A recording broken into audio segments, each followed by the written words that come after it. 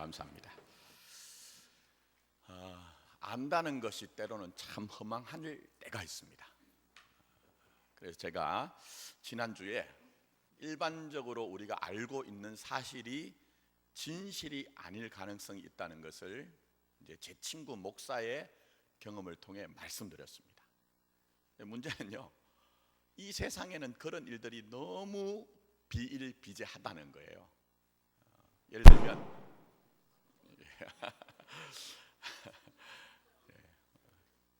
예를 들면 혹시 여러분 사순절이나 고난주간에 다른 교회에서 십자가에 천을 이렇게 걸어 놓은 거 보셨습니까?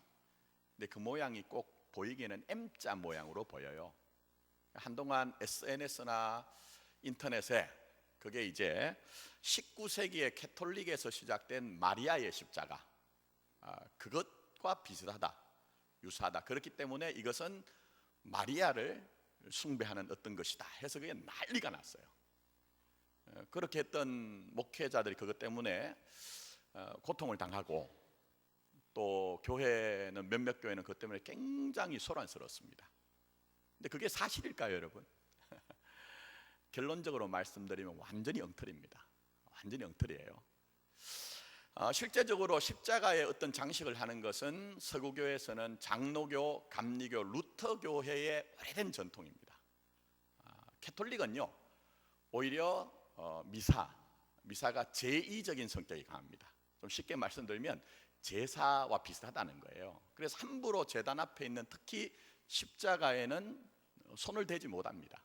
마치 좀 쉽게 이해를 시켜드리면, 과거에 우리가 각 집안의 가례에 따라서, 집안의 어떤 법도에 따라서 제사를 드릴 때에 거기에 그거 함부로 못 바꾸잖아요. 그거하고 꼭 같습니다. 근데 개신교 교회는 다릅니다. 예배가 기능적이에요. 본질적인 면에서, 지향하는 면에서 그 본질을 해치지 않으면 얼마든지 기능적으로 우리가 모든 것들을 허용할 수 있다는 것이 개신교의 신앙입니다. 그래서 장로교, 감리교, 루터교에서는, 서구에서는 아주 오랫동안 이제 십자가나 교회 안에 어떤 이제 그런 것들을 바꾸는 것들이 전통으로 내려왔습니다. 근데 참 희한한 것은요, 모르는 분들이 더 논리적이에요. 알지 못하는 분들이 더 탁월한 어떤 그런 것들을 가지고 사람들에게 얘기를 하다 보니 많은 사람들이 그것을 정설로 이해하는 경우가 있더라는 거예요.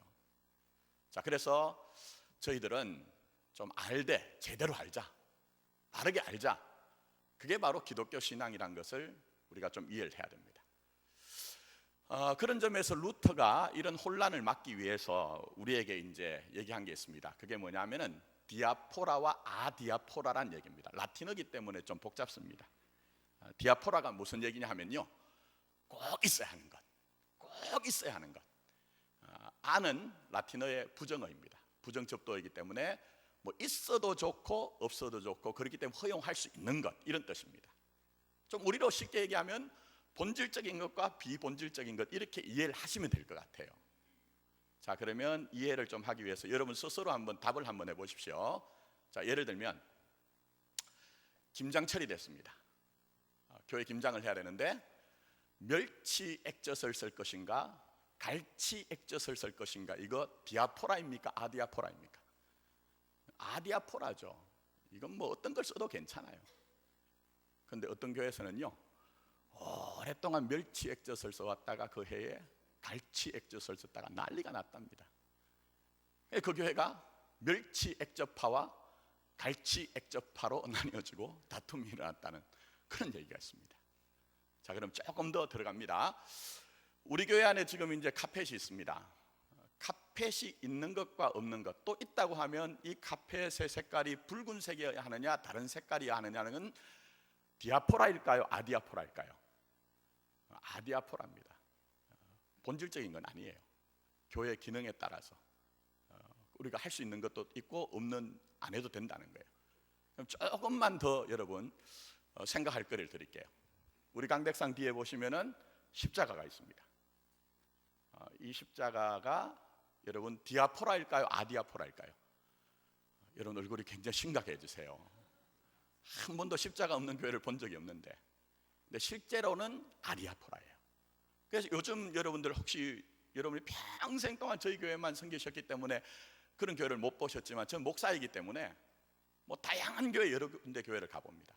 근데 교회들 가보면 요즘은 이제 십자가 없는 교회들도 등장을 하고 있습니다. 이건 이제 아디아포라라는 거예요.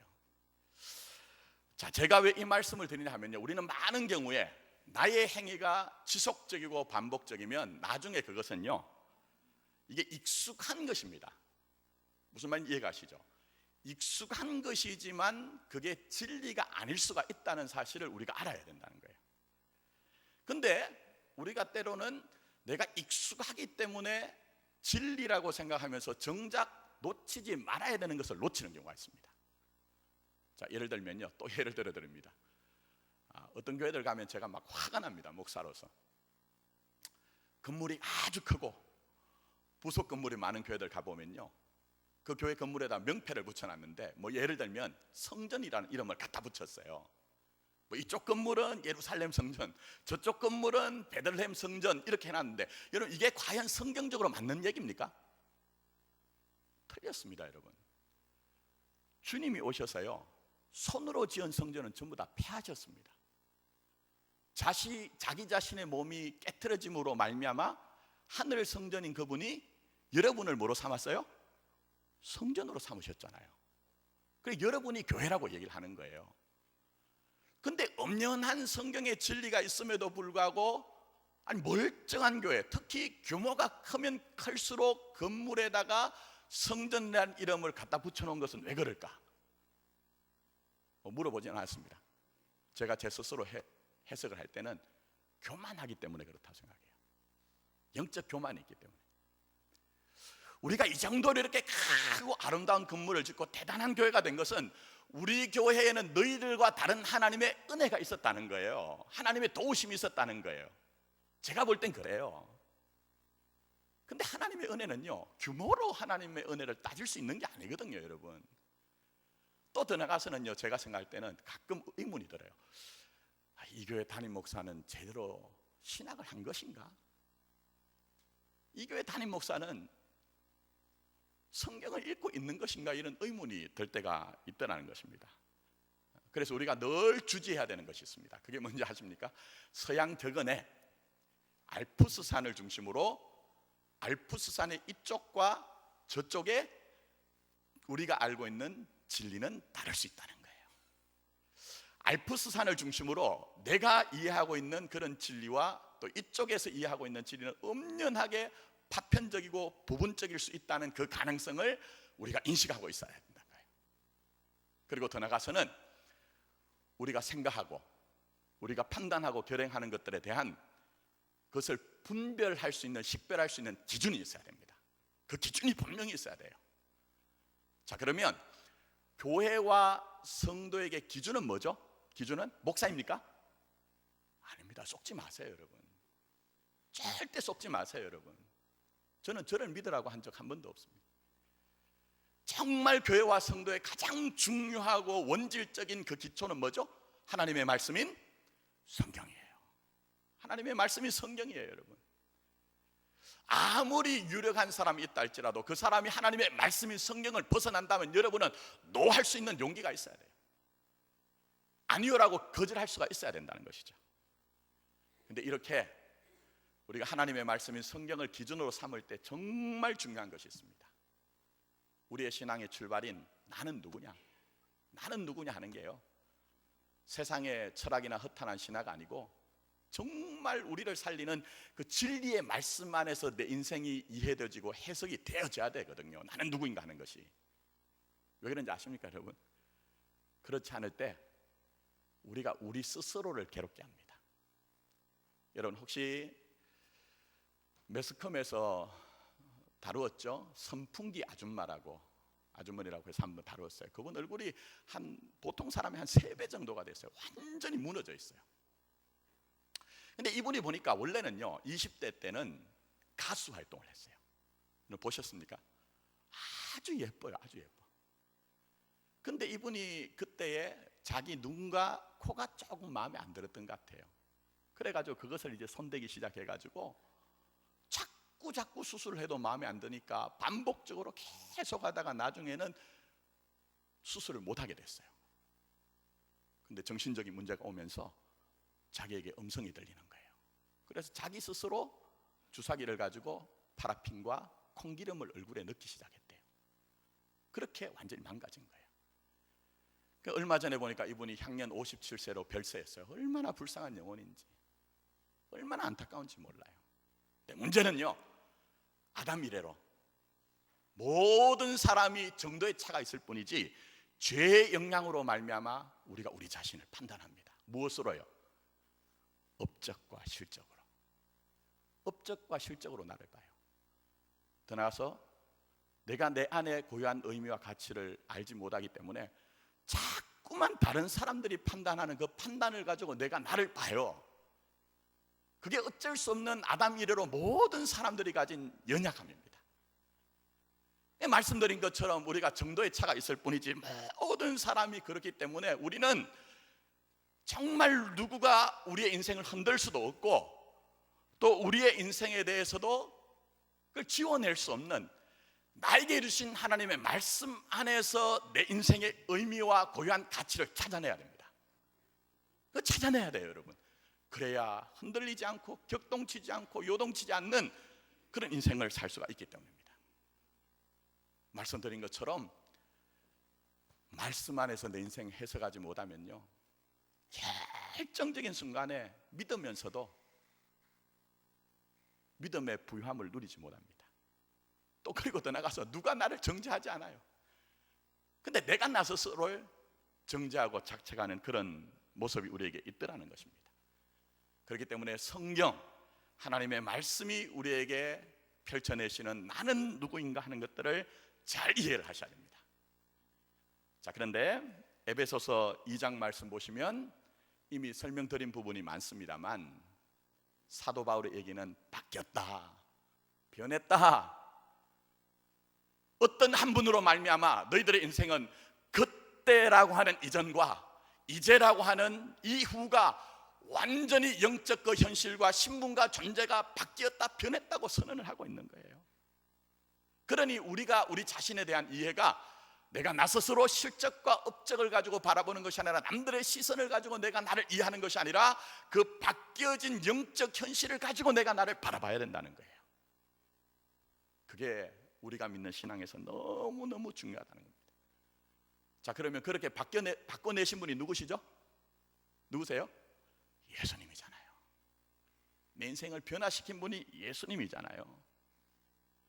오늘의 결론입니다. 하나님은 우리에게 그리스도와 함께 우리의 신분과 영적 현실이 변하였던 것을 알고 그것을 믿으라고 말씀하세요. 그리스도 예수와 함께 우리의 그 영적 신분과 영적 현실이 전격적으로 완전히 변화되고 바뀌었다는 것을 알고 그 진리를 믿으라고 말씀하고 계세요. 여러분, 예수님으로 인해서 변화된 이 사실이 얼마나 놀라운 일인지에 대해서, 얼마나 영광스럽고 대단한 일인지에 대해서 사도 바울이 우리에게 얘기하는 것은요, 그때를 보라는 거예요. 자, 그때가 언제입니까? 허물과 죄로 죽었던 그때입니다. 또 더 나아가서 5절 말씀 보시면 허물로 말미암아 우리가 죽었던 그때라고 그렇게 이제 우리에게 얘기를 하고 있는 거예요. 왜 이 말씀을 우리에게 등장시킵니까? 다른 것이 아닙니다. 예수와 상관없는 그때는 이렇게 비참하고 이렇게 절망적이었는데 이제는 그분 예수로 말미암아 너희들이 가진 이 영광스러움이 얼마나 대단한 것인가, 얼마나 놀라운 것인가 하는 것들을 좀 알고 감격했으면 좋겠다는 거예요, 여러분. 근데 제가 묻고 싶은 것은 이 하나님의 말씀인 성경을 읽을 때 제가 다른 소리 하지 않고 성경의 말씀을 해석해 드릴 때 정말 여러분의 마음속에 하나님 감사합니다, 정말 허물과 죄로 죽어서 나 스스로 해결할 수 없는 영적 현실을 가졌던 나를 이렇게 구원해 주시니, 은혜로 구원해 주시니 너무너무 감사합니다 하는 그 마음이 우리 속에서 올라오느냐 하는 거예요. 올라오느냐 하는 거예요. 모르겠습니다. 제가 사람 속은 알 수가 없어요.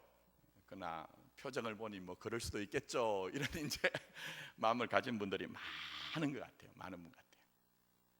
근데 왜 그럴까요? 왜 그럴까요, 여러분? 사도 바울의 논리로 말하면요, 우리의 마음이 딴 곳에 있다는 거예요. 우리의 마음이 하늘에 아버지 하나님께 있는 것이 아니라 땅에 속한 것에 우리의 마음이 있기 때문에 그것에 대해서 우리가 듣기는 들어도 정말 감사하고 감격하는 그런 마음이 없다는 거예요, 여러분. 그래서 여러분 보시면 가끔 이런 일이 있습니다. 새 가족들이 와요. 그래서 나는 예수님 한번 믿기로 했습니다 하는 그런 얘기를 하시는데 얼마 후에 시험에 드는 경우가 있어요. 물론 우리가 믿다 보면 시험에 아니 들 수는 없습니다. 근데 가끔은 뭐 교회를 이제 나오지 않겠다고 얘기를 해요. 그래서 이제 쭉 얘기를 하다 보면 이런 얘기를 했어요. 왜 그러세요? 이러면은 이런 얘기를 하십니다. 예수 믿어도 아무 소용 없던데요. 교회를 다녀도 아무 소용이 없던데요. 이런 얘기를 하는 경우가 있습니다. 그러면 그분이 기대한 게 뭐죠? 그분이 기대한 신앙, 다른 게 아닙니다, 여러분. 내가 내 힘으로 할 수 있는 것은 얼마든지 하면서 할 수 있는데 살아보니 내 실력껏 인생이 안 되더이다. 그러면 그 여백의 부분을, 그 공백의 부분을 내가 믿을 때에 그 믿음의 위력과 능력으로 해결이 되었으면 좋겠다는 어떤 기대가 있는 거예요. 그런데 믿어보니까 현실적으로 그렇지 않더라는 거예요. 여러분, 물론 신앙의 많은 부분은 문제 해결이라는 그 어떤 영역이 있습니다. 그래서 시편 94편 9절에 시인이 얘기를 하기를 우리의 귀를 만드신 분이 어찌 듣지 않겠느냐 얘기했어요.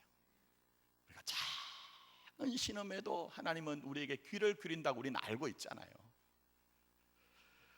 또 눈을 만드시니가 어찌 보지 않겠느냐 얘기했어요. 그러니 우리가 걸어가는 걸음을 전부 하나님이 살펴보신다는 거예요. 그러니 이것이 우리에게 얼마나 감사한지 몰라요. 그리고 우리가 우리의 믿음이란 것도 돌아보니 우리의 인생의 경험 속에서 하나님, 우리에게 되어진 모든 것들이 지금까지 지내온 것은 전부 다 뭐라고요? 주의 크신 은혜라.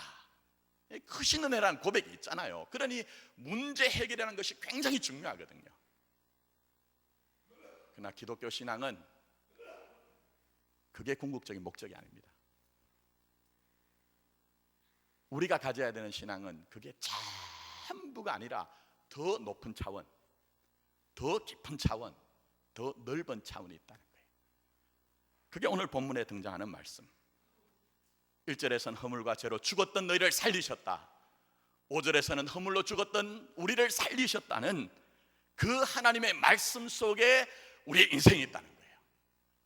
그리고 7절까지 보시면 그렇게 살려낸 자들을 그냥 두시는 것이 아니라 우리 하나님이 그 크신 은혜로 말미암아 일어나게 하시고 그 일어나게 하신 자들을 지금은 우리가 다 이해가 되지 않지만 영적으로 그리스도 예수와 함께 하나님의 보좌 우편에 거기에 앉아 있는 자로 하나님과 영원한 교제 속에 살아간다는 거예요, 여러분. 그걸 지금 사도 바울이 우리에게 말씀하고 있는 것입니다. 이 사실은 믿는 자에게 흔들릴 수도 없고 뺏길 수도 없는 진리라고 말씀하고 계시는 것입니다. 이게 우리의 신분이요, 우리가 가진 영적인 현실이라고 말씀하고 계시는 것입니다. 그러니 여러분, 세상의 사람들은요, 이 하나님의 말씀에 대해서 아무 감흥이 없습니다.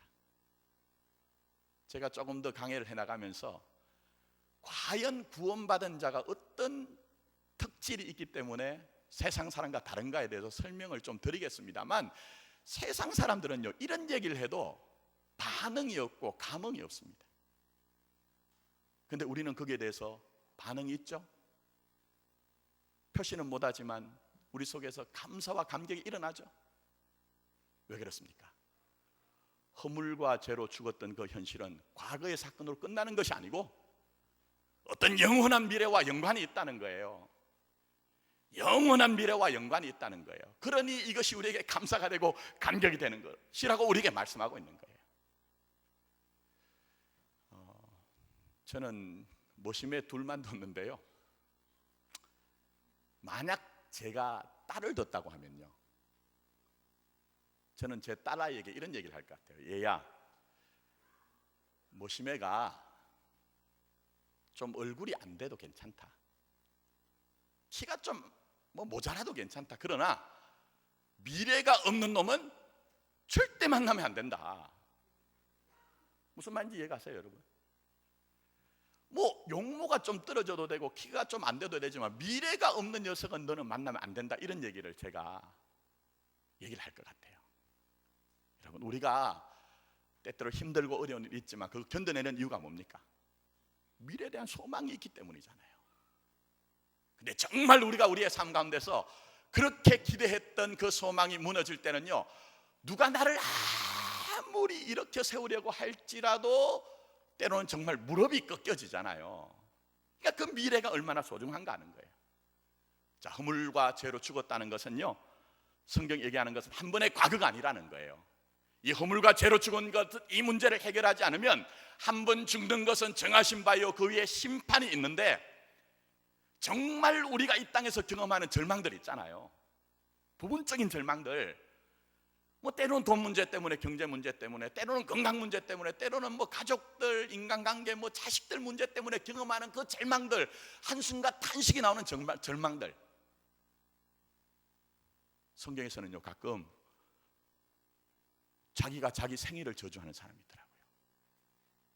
자기가 자기 생일을 저주하는 그런 일들이 일어나더라고요. 그런데 그것과도 비교할 수 없는 영원하고 절대적인 절망, 그 벗어날 수 없는 절망이 우리에게 미래에 있다고 하면, 여러분, 이 말씀이 어떻게 다가오시느냐는 거예요. 이게 어떻게 다가오시냐는 거예요. 그러니 이것이 우리에게 너무너무 중요하다는 것입니다. 특히 사도 바울은 그렇기 때문에 이 하나님의 사랑에서 그냥 사랑이라고 하지 않습니다. 말씀 한번 잘 보십시오. 자, 거기 4절 말씀 한번 보십시오. 4절. 긍휼이 풍성하신 하나님이 우리를 사랑하신 그 무슨 사랑이라 하죠? 큰 사랑이라, 큰 사랑. 땐폴렌 아가펜이라고 했어요. 이건 헤아릴 수 없는 사랑이에요. 어마어마한 사랑이라는 거예요. 우리의 인지와 우리의 지식으로는 다 헤아릴 수 없는 그 어마어마한 사랑이 너희에게 있다고 지금 우리에게 말씀하고 계시는 거예요. 여러분, 그 사랑이 뭡니까? 자기 아들 예수를 십자가에 나를 위해서 내어주신 사랑이잖아요. 그 이해할 수 없는 사랑, 이해할 수 없는 사랑, 그게 나에게 있다는 거예요. 여러분, 이거 그냥 어릴 때부터 들어왔으니까 그렇다고 생각할 수 있지만, 자, 논리적으로 한번 설명을 할 테니까 한번 생각을 한번 해보십시오. 혹시 여기 계신 분 중에 되게 애완동물, 반려동물 키우시는 분들 계시죠? 저는 동물을 별로 안 좋아합니다. 개를 키우든 고양이를 키우든 너무너무 사랑스럽잖아요. 어떤 분은 그래요. 자식보다 낫다고 얘기해요. 자식보다 낫다. 근데 진짜 자식보다 낫습니까, 여러분? 자, 예를 들면 우리 집에 키우는 지금 개나 고양이가 지금 문제가 생겼어. 얘가 지금 시름시름 알아가면서 죽는데, 이 녀석을 살리기 위해서 내 핏줄 죽일 수 있습니까, 여러분?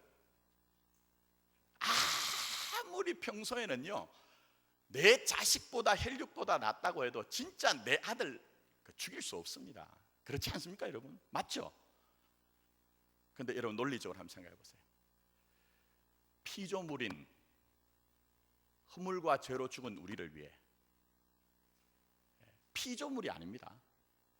제가 말씀드릴 때 피조물인 어떤 존재를 위해서 피조물인 어떤 존재를 희생하는 것도 여러분은 말도 안 된다고 지금 생각하잖아요. 그 사회적으로 지탄의 대상이라고 생각하잖아요. 근데 하나님은, 잘 보시면 예수님은 하나님 그 자신입니다. 창조주십니다. 근데 피조물, 허물과 죄로 죽었던 우리를 살리기 위해 아버지 하나님이 자기의 자식을, 유일한 아들을 모노게네스라고 얘기했습니다. 이건 유일하다는 거예요. 하나님의 영광 그대로이기 때문에 어떤 아들도 없다는 거예요. 근데 그 아들을 십자가에 내두셨어요. 그 아들이 십자가에서 평소에는 그렇게 친밀하게 아빠, 아버지, 아빠 아버지라고 했는데 그 십자가에서 도수당한 한 마리의 양처럼 죽어가면서, 날개 꺾인 한 마리의 새처럼 죽어가면서 엘리 엘리 라마 사박다니, 아버지가 아니라 하나님 하나님 어찌하여 나를 버리셨습니까? 그 고독과 외로움 속에서 죽어갈 때에 과연 그 아버지 하나님을 우리가 다 이해할 수 있느냐는 거예요. 다 정말 여러분 그거 다 이해할 수 있느냐는 거예요. 신비죠. 정말 신비 아닙니까 여러분? 신비입니다. 여러분 또 하나 생각해 보십시오. 저는 저희 부모님들이 얘기한 게 다 이해가 되지 않았어요. 솔직하게 말씀드리면. 근데 자식 키워보니까요, 정말 자식 아파하고 힘들어할 때는요, 누가 대신 그 일 겪었으면 좋겠다? 내가 대신 겪었으면 좋겠다. 내가 대신 겪었으면 좋겠다는 게 아비의 마음이잖아요. 근데 허물과 죄로 죽은 우리를 살려내기 위해서 그 아들이 지금 그 고통 속에, 절규 속에 죽어갈 때 그 아버지 하나님의 그 사랑이 정말 여러분에게 어떻게 다가오느냐는 거예요. 어떻게 다가오느냐는 거예요. 그러므로 우리가 그리스도 예수와 함께 살았다는 것은요, 종교적인 얘기가 아닙니다. 정말 종교적인 얘기가 아닙니다. 그 별것 아닌 게 아니라는 거예요. 그 나를 살려내신 그 하나님의 사랑 안에서 여러분 자신을 이해하고 여러분을 해석하고 또 우리가 살아가는 인생에서 그 사랑이 능력이 되어서 살아가는 것이 누구라고요? 성도라고 그렇게 우리에게 말씀하고 계시는 거예요. 그런 점에서 목회를 해보니까요, 신앙인의 불신앙이 있습니다. 신앙인의 불신앙이 있어요.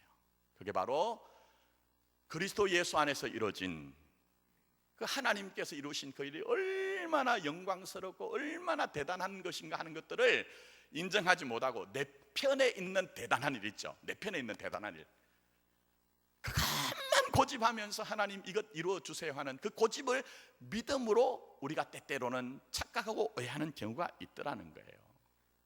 그런 우리의 모습이 있더라는 거예요.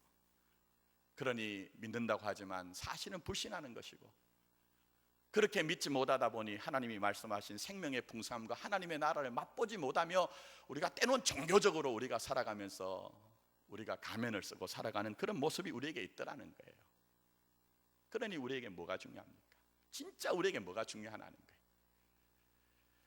여러분 옛말에 우물에 가서 뭘 찾는다고요? 네, 숭늉 찾는다고 하죠. 이거 잘하는 겁니까? 우물에 가면 뭘 찾아야 되죠? 우물물을 찾아야 되죠. 우물물. 숭늉 찾는 것은 그건 맞지 않은 것입니다. 근데 생각해 보십시오. 요한복음 15장에 예수님이 자신을, 나는 뭐라고 했죠? 포도나무, 너희는 가지라고 얘기했어요. 근데 여러분 상상 한번 해보세요.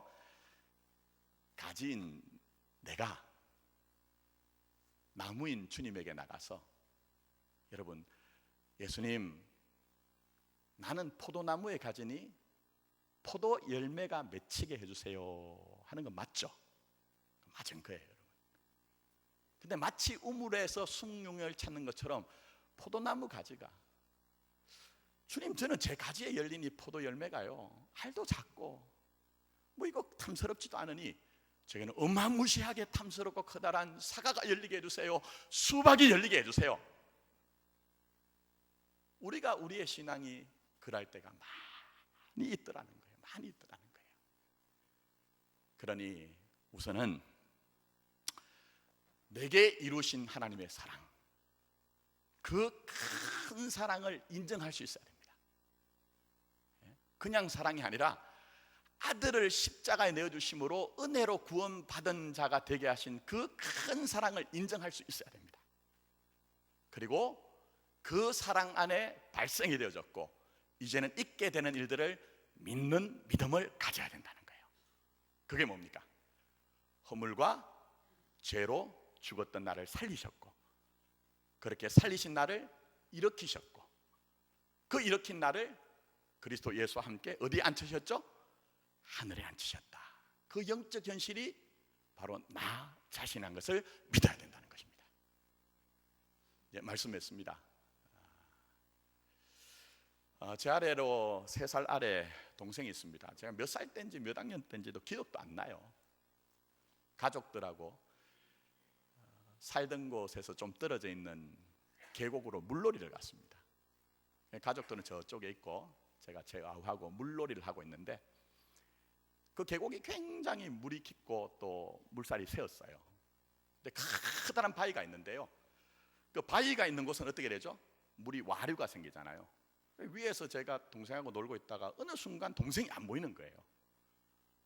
느낌 이상해서 딱 보니까 제 동생이 그 큰 바위 옆에 와류가 생긴 곳에 머리가 들어갔다가 나왔다가 하고 있는 거예요. 그럼 뭐 사람들 부를 생각도 못하고 급한 마음에 제가 막 헤엄도 못 치는데 막 갔어요. 근데 여러분, 함부로 구하면 안 되죠? 왜 그렇죠? 급한 사람은 잡히는 건 무조건 잡아당깁니다. 제가 어릴 때 그걸 모르니까 갔어요. 그랬더니 제 동생이 저를 확 잡아버렸어요. 그래가지고 깊은 물속에 하고 들어가는데, 정말 제가 그때요 내려가니까 아무것도 안 보여요. 정말 아무것도 안 보여요. 어마어마한 두려움, 진짜 눈앞이 깜깜해지더라고요. 근데 어찌어찌 해가지고 제가 동생 손을 뿌리치고 제 동생을 끌어당겨가지고 그 옆에 있는 바위로 기어 올라와서 살았습니다. 근데 가끔 요즘도 제 동생이 그 얘기를 해요. 가끔 얘기합니다. 왜 그렇죠? 자기는 강렬한 체험이었기 때문입니다. 저도 잊을 수 없는 것이, 그 죽음을 완전히 맛본 건 아니지만 그 깜깜해지더라고요. 정말 그게 잊을 수가 없는 거죠. 죽음 앞에서 보니까. 또 더 나가서 내가 이렇게 존재하는 것은, 그때 나하고 3살밖에 차이 안 나는 형이 나를 건져내었다는 그 감사함이 그에게 있다는 거예요. 제가 왜 이 말씀 드립니까? 죽음의 현실 앞에 서본 사람은요, 그게 종교적 얘기 아닙니다. 허물과 죄로 죽었던 너희, 영적 현실인 것을 경험한 사람은요, 예수님 앞에 무덤덤하게 살 수가 없는 거예요. 죽었던 나를 살리신 그 하나님의 생명이 어떠한 것인가 알기 때문에 그 생명의 능력으로 때로는 견뎌내는 그런 힘이 우리에게 있는 거예요. 때로 우리가 살아갈 때 쓰러지기도 하잖아요. 낭망하기도 하잖아요. 그러나 나를 일으켜 세우시는 그 생명의 능력을 주신 주님으로 말미암아 일어설 수가 있는 거예요. 더 나가서 지금도 여전히 하나님 보좌 우편에 계신 주님이 나와 함께 그렇게 아버지와 교제하는 그 교제함 속에서 주시는 힘과 능력으로 우리는 어떠한 삶의 상황 가운데서도 그 사랑의 은혜의 능력으로 넉넉히 이길 수가 있는 것입니다. 이게 바로 신앙인이, 믿음의 사람들이 이루어진 것과 가고 있는 길이라고 주님이 우리에게 말씀하고 있습니다. 이 믿음 가지시고 모든 일들에 대해서 넉넉히 이기시는 저와 여러분 되기를 예수님의 이름으로 축원합니다.